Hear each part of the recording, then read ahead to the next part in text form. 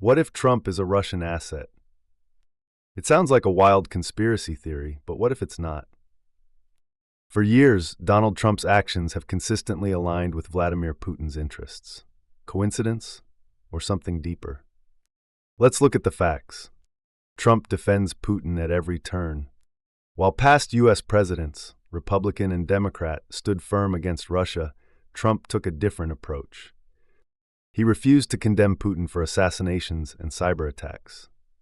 He downplayed Russian election interference, even contradicting U.S. intelligence on live TV.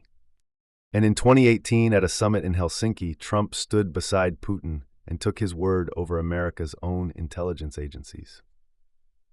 Why would an American president go so far to protect a foreign adversary? Trump undermines NATO and helps Russia. Meanwhile, Russia's biggest geopolitical enemy is NATO, the alliance that protects Europe from Russian aggression.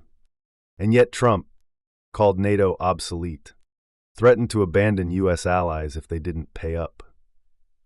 And most recently, he openly encouraged Russia to attack NATO countries if they don't spend enough on defense. Think about that. A former U.S. president is siding with Putin against America's closest allies. Trump's actions on Ukraine benefit Russia. Since 2014, Russia has been trying to take over Ukraine. The only thing stopping them? U.S. military aid and Western support. But Trump tried to block that aid. In 2019, he withheld $400 million in military assistance, pressuring Ukraine's president to investigate his political rivals. That move got him impeached.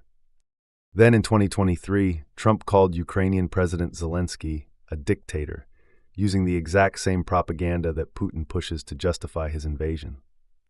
Now Trump wants to cut off all U.S. aid to Ukraine, leaving the country defenseless against Russia. Again, who benefits?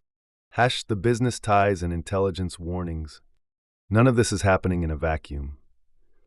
U.S. intelligence warned about Russian interference in 2016.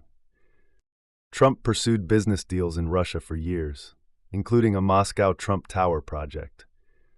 And Putin himself called Trump brilliant. Not to mention, several top Trump campaign officials had direct ties to Russia, like Paul Manafort, who worked for a pro-Putin Ukrainian government.